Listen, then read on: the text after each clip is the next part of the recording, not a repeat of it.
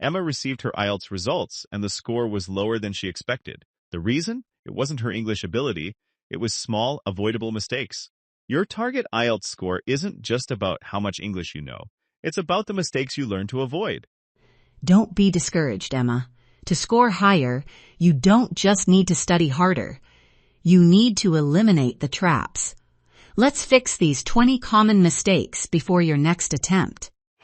I waited for the recording to start before reading the questions. Always use your preparation time. Read ahead, underline keywords, and predict what type of answer you need. I missed question 4, panicked, and lost the next 5 questions. One missed question is only 1 mark.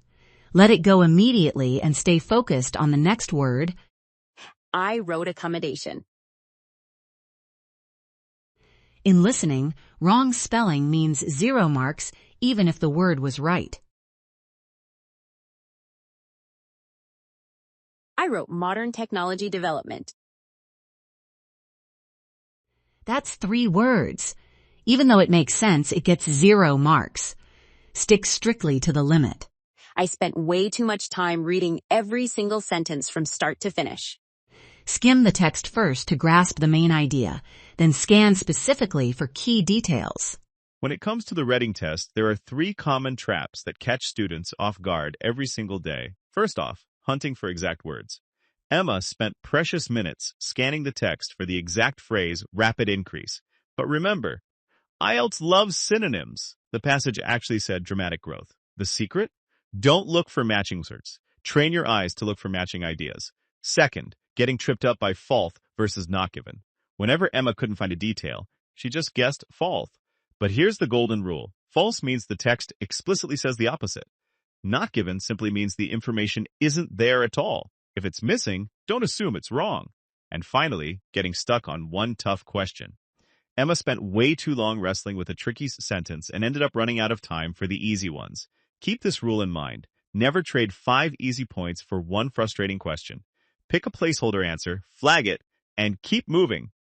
Now let's talk about the writing section. This is where a lot of candidates lose marks without even realizing it. Here are 4 huge writing traps to avoid. First, answering only half the prompt. Emma wrote 2 great paragraphs about the advantages of a topic, but completely forgot to discuss the disadvantages. The fix? Always break down the question before you start writing and make sure every single part of the prompt is answered. Otherwise, your task response score will take a hit. Second, poor paragraphing.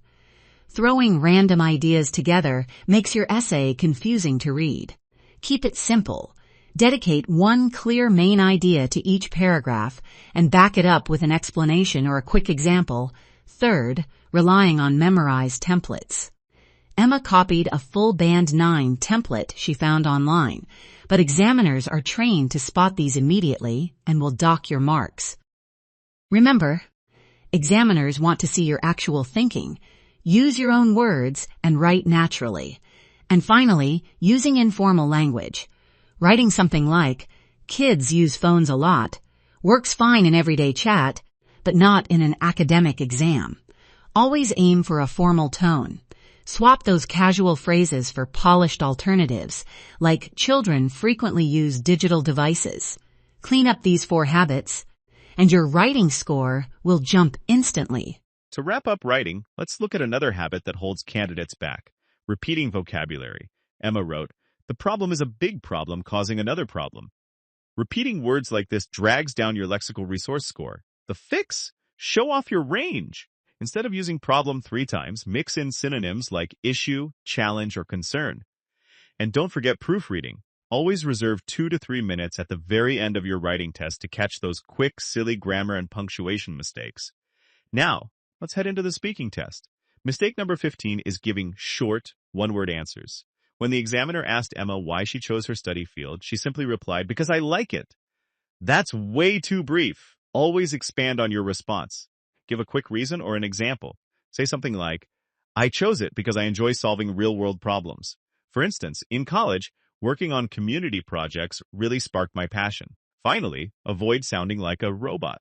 Emma memorized full answers and recited them without emotion or natural pauses, which examiners spot right away. Don't memorize long scripts. Focus on speaking naturally, varying your tone, and having a genuine conversation. Let's cover two more major speaking traps that trip up test takers every single day. First, forcing complex vocabulary incorrectly. Emma tried using advanced words to sound impressive, but ended up using them out of context. Remember this golden rule. Clear, accurate English will always score higher than fancy, incorrect vocabulary. Use words you actually feel comfortable with. And finally, freezing after making a mistake. When Emma made a small grammar slip, she panicked and went completely silent. Don't let that happen to you.